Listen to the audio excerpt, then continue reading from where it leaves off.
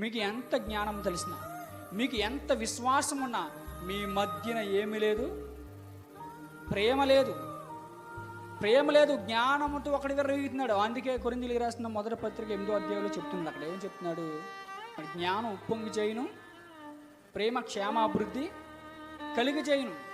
జ్ఞానం ఉన్నది కదా, అది ఉప్పొంగి చేస్తుంది. నా ఎంత హీరో లేడు, నా ఎంత బాగా చెప్పినోడు లేడు, లేదంటే నా ఎంత ఇదిగా వివరించినోడు లేడు, నేను చాలా చక్కటి సబ్జెక్టులు చేస్తున్నాను, చక్కటి జ్ఞానాన్ని సమాజానికి అందిస్తున్నాను అన్నది ఎవరికి ఉంది?